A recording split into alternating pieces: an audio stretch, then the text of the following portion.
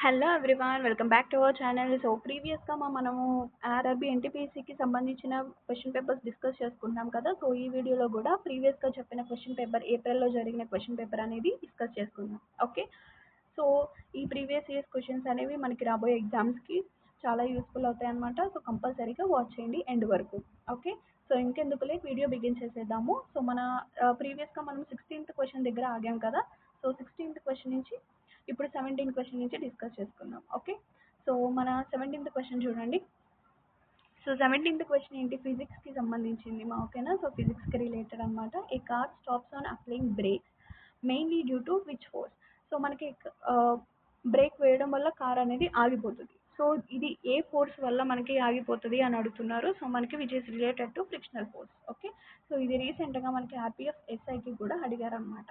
Okay, చాలా important bit అనమాట RPF ఎస్ఐకి.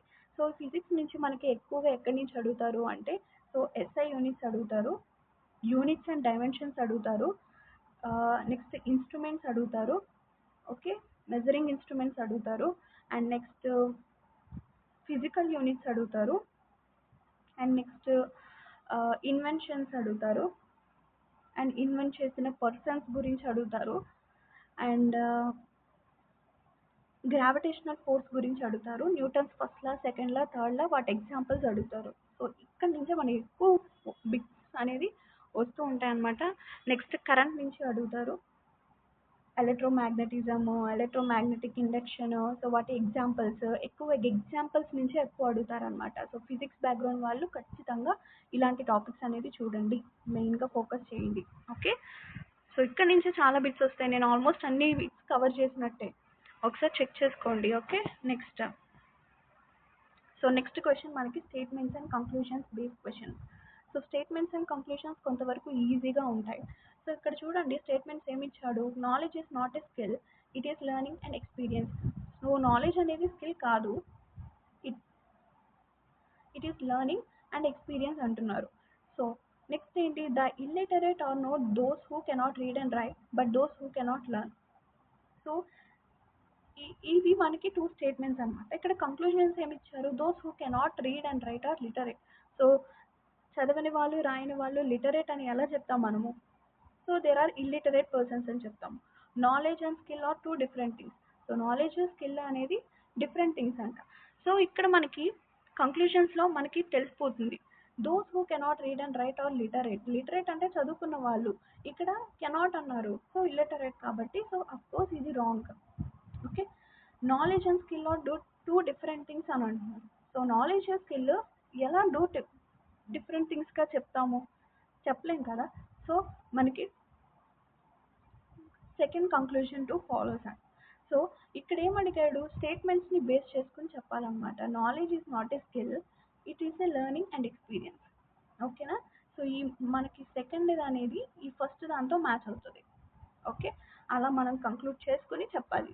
ఓకే, ఇలాంటి క్వశ్చన్స్ కన్నా మనకు సమ్ యాపిల్స్ ఆర్ గ్రేప్స్ అలాంటి క్వశ్చన్స్ ఇస్తే అవి కొంచెం ఈజీగా ఉంటాయి అన్నమాట. ఇలాంటి స్టేట్మెంట్స్ వైజ్ క్వశ్చన్స్ కొంచెం ట్రిక్కీగా ఉంటాయి, బట్ కొంచెం లాజిక్గా ఆలోచించి అప్లై చేస్తే దీన్ని ఈజీగా సాల్వ్ చేయొచ్చు. ఓకే, నెక్స్ట్ సో నెక్స్ట్ కూడా మనకి స్టేట్మెంట్స్ అండ్ కంక్లూషన్స్. ఈ స్టేట్మెంట్స్ అండ్ కంక్లూషన్స్ ఒకవేళ స్టేట్మెంట్స్ లాగా ఇస్తే మనకి జనరల్గా అడిగే topics current affair, recent current affairs topics నుంచి ఎక్కువగా రావచ్చు అనమాట. సో కరెంట్ అఫైర్స్లో గ్రిప్ ఉన్న వాళ్ళు ఖచ్చితంగా ఇలాంటి బిట్స్ ఈజీగా చేయడానికి స్కోప్ ఉంటుంది. Okay, next so quartz. So quartz used in clocks is. So మనకి క్వాడ్జ్ అనేది యూజ్ చేస్తారు క్లాక్స్లో. ఏది, అది ఏ మెటీరియల్ బేస్ చేసుకుని యూజ్ చేస్తారు, ఇట్ ఈజ్ సిలికాన్ డైఆక్సైడ్. ఓకేనా, సో సిలికాన్ డైఆక్సైడ్ అనమాట, ఆ మెటీరియల్ యూజ్ చేస్తారు క్వాడ్జ్లో. Okay, next the head of the state in India is the ప్రెసిడెంటే కదా.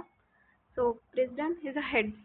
Next name the type of government in Bangladesh. So Bangladesh యొక్క గవర్నమెంట్ టైప్ ఏంటి అని అడుగుతున్నారు. It is a parliamentary democracy. So మన ఇండియా గవర్నమెంట్ ఎలా ఉంటుంది, సంసద్ అని అంటాం. ఓకేనా, సో సంసద్ ఇది చాలా ఇంపార్టెంట్ అనమాట. జపాన్ గవర్నమెంట్, సో ఇలా డిఫరెంట్ నేమ్స్ ఉంటాయి, ఇవి చాలా important.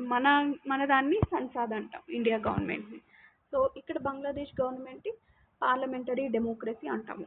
Okay, next which pair is not exactly similar to the other 3 pairs. So మనకి సిమిలర్గా లేనిది అడుగుతున్నారు. So principal school, pages notebook, letters word, students class. So principal స్కూల్లో ఉంటారా, pages notebook, letters word, students class. So ఈ మూడు కొంచెం సిమిలర్గా ఉన్నాయి. ప్రిన్సిపల్ స్కూల్ అన్నది it's not similar. Okay, so analogy, word analogy, number analogy, letter analogy ఇవన్నీ చాలా ఇంపార్టెంట్ అనమాట. సో ఈ యొక్క సిమిలర్ వర్డ్స్లో. Okay, next which Indian states shares its borders with the maximum number of other Indian states. So neighbouring countries. So neighbouring countries అనేది చాలా important మా. So ఇలాంటి క్వశ్చన్స్ ఎక్కువగా అడుగుతారు అనమాట. సో మనకి ఏ ఇండియన్ స్టేట్ మనకి ఏ ఒక్క కంట్రీతో ఎక్కువ బౌండరీస్ అనేది షేర్ చేసుకుంటుంది అంటే అస్సాం. ఓకేనా, సో అస్సాం కంట్రీతో ఎక్కువగా ఇండియా అనేది బౌండరీ షేర్ చేసుకుంటుంది. ఓకే, చాలా ఇంపార్టెంట్ అనమాట. ప్రీవియస్గా నేను చేశాను, నైబరింగ్ కంట్రీస్కి సంబంధించి పోస్ట్ చేశాను, ఒకసారి ఆ వీడియో చూడండి.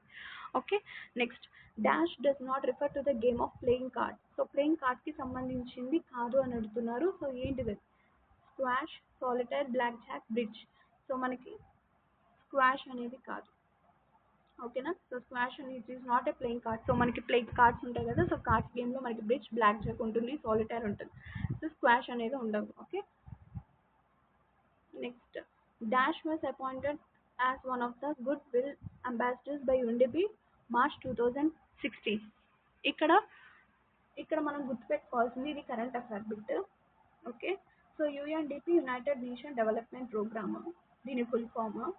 ఓకే, సో ఇది రీసెంట్గా కాదు.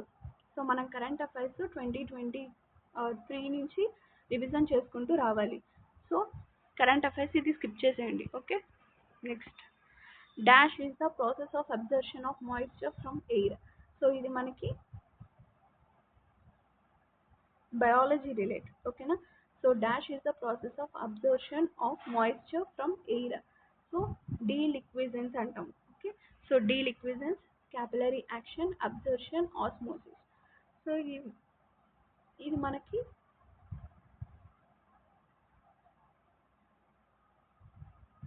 డీలిక్విజెన్స్ అంటాము ఈ ప్రాసెస్ని. ఓకే, సో నెక్స్ట్ క్వశ్చన్ చూడండి. The process of optimising fat content in milk is called standardisation. Okay,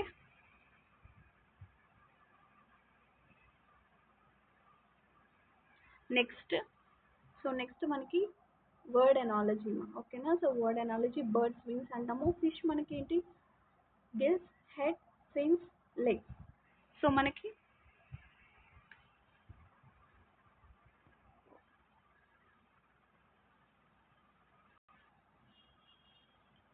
fish మనకి గిల్స్, ఫిన్స్ కాదు. ఓకే, నెక్స్ట్ మనకి అసంప్షన్స్ బేస్డ్ క్వశ్చన్స్. చెప్పాను కదా, అసంప్షన్ 2 స్టేట్మెంట్స్ ఇస్తాడు, మనం అసంప్ చేసుకొని చెప్పాలి. Okay, ఎసెప్టివ్ based, reason based questions ఉంటాయి.